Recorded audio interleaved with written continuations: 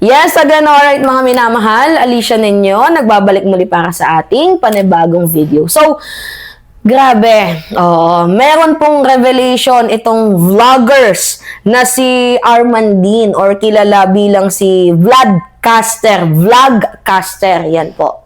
Nanonood po ako sa kanya at supporters niya din po ako dahil sa kanyang mga neutral na mga analyzation.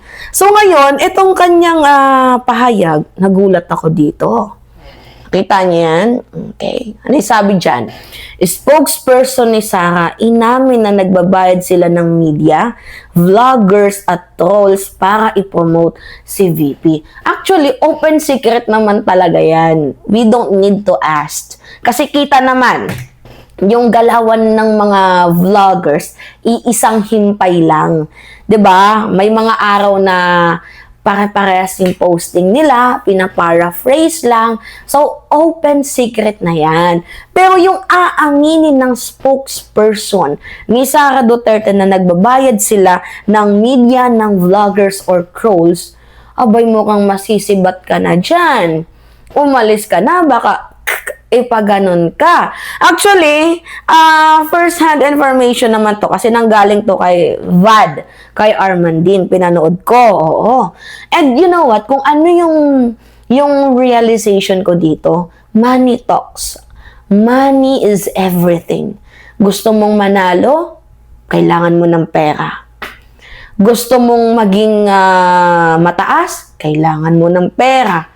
'Di ba? Gusto mong bilhin ng batas, kailangan mo ng pera. Kasi yung sinabi ni Ramil Madriaga about dito kay VP Sara Duterte na nagbayad daw, 'di ba? Talagang nilakad yung sa bar exam para makapasa. Money is everything. Money talks. Yung mga vlogger, kung gusto mong yumaman, kasi nakita ko yung mga hinihinala kong mga paid troll vloggers ni Vice President Sara Duterte. Tingnan ninyo, nakakapunta ng dahig na Netherlands. Bukod pa doon, talagang nakaano sila tawag dito, naka-business class. Laging merong suot na Louis Vuitton, Rolex, 'di ba? Ganyan yung style nila, yung mga shades nila, naka Chanel, 'di ba?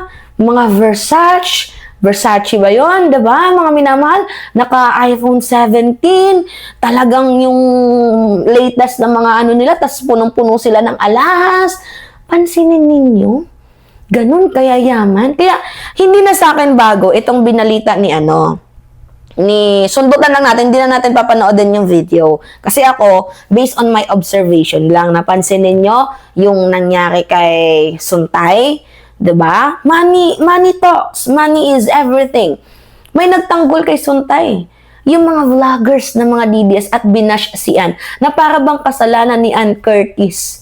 'Di ba? Ang maging maganda na parang kasalanan ni Ann Curtis na pumunta siya ng Soler, 'di ba? Parang kasalanan ni Ann Curtis, 'di ba, na sa kanyang panonood, 'di ba, para malibugan itong si Bong Suntay. 'Di ba na parang naging mababa ang tingin sa mga babae. Ngayon, open secret naman talaga yung ginagawa ng mga vloggers ni VP Sara Duterte, the way na ipagtanggol nila, kasi it is because of money. I have a friend, nagtatrabaho sa isang media outlet ng Duterte Camp.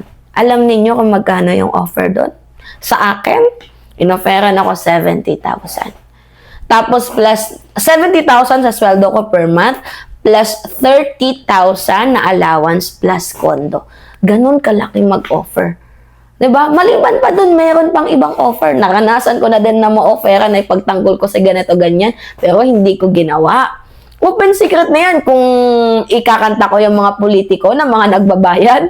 Naku po, oo. Ang dami kong resibo, mga minamahal na nung eleksyon, ipagtanggol ko daw sa gato ganyan, pero tinanggihan ko. Sabi ko, ipagtatanggol kita kapag gusto kita. Pero pag ayaw ko sa'yo, ayaw ko. Kahit bayaran mo ko ng 1,000,000, hindi ko gagawin. Kasi labag sa kalooban ko. Hindi ko kaya yun. Yung ipapakain ko sa pamilya ko galing sa bayad ng politiko, magtrabaho na lang ako. Kaya ka may YouTube channel ako eh. Monetize naman yung YouTube ko. Sumusweldo naman ng okay naman, sapat naman. Dahil tinutulungan nyo naman ako sa pamamagitan ng pag-like, ng pag-share, diba? Malaking pasasalamat na sa akin yun. At nabibigyan ako ng opportunity kahit papaano na kumita. Kahit man lang maliit, basta purong pawis. Pinagpawisan ko, pinaghirapan ko. Hindi katulad sa ibang mga DDS vlogger. Kahit si Sara Duterte ay literal na magnanakaw. Kahit si Sara Duterte, nakikita na natin na nagtatago, tumatakbo tungkol sa usapin ng impeachment. Pinapagtanggol pa din nila. Kaya itong ginawa ng spokesperson ni Sara Duterte na si Michael Powa daw, 'di ba? Na ikinanta itong si Sara Duterte na nagbabayad. Tama lang naman yun, yung mahagip. Mahagip na totoo naman na we paid trolls. Well, kung sa bagay, tingnan niyo naman si Jason sa 1 million per month. 'Di ba? Sa isang network. Halata naman. 'Di ba? Na 1 million madaming nasisira. Laging napapabalita. Oo. 'Di ba? Pag alam niyo pag ang vloggers ay nakulong sa isang cyber libel, ibig sabihin, effective yung kanyang ginagawang pambabash.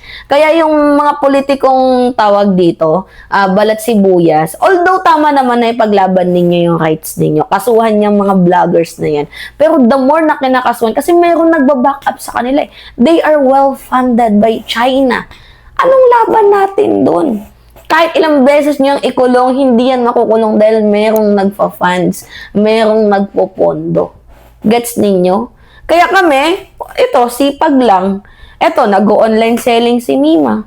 Nagbebenta ako ng bags, nagbebenta ako ng sabon para lang may extra income ako. 'Di ba? Nagsi-sales stock ako dito sa mga lipstick, mga pangkilay para lang meron akong maipakain sa pamilya ko plus YouTube. 'Di ba? Hindi ako katulad ng mga vlogger ni Sara Duterte na binabayaran.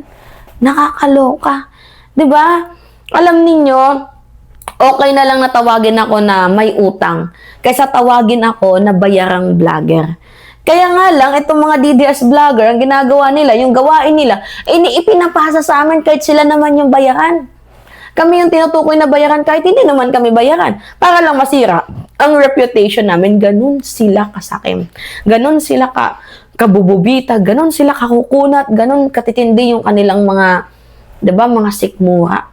At doon sila nabubuhay sa pambabash. Well, hindi tayo ganun. Kaya tama tong expose ni VAD team. Oo. Tama tong kanyang expose. Humahanga ako sa'yo. Saludo ako sa'yo, VAD, sa ginagawa mong pagko-content, sa ginagawa mong pagiging neutral. Minsan si VAD, tinitira niya din yung administrasyon. Si VAD, tinitira niya itong si Sara Duterte. Lahat. Diba kapag may mali, pinupuksa niya. Kaya saludo ako sa'yo, VAD. Maraming salamat. Anyway, it's me again, Alicia Ninyo. Pahingi lang po ako ng comments, likes, and share. And also, don't forget to click the subscribe and always nyo pong i-hit ang notification bell for more update. Yun lamang po at ingat, mga kababayan.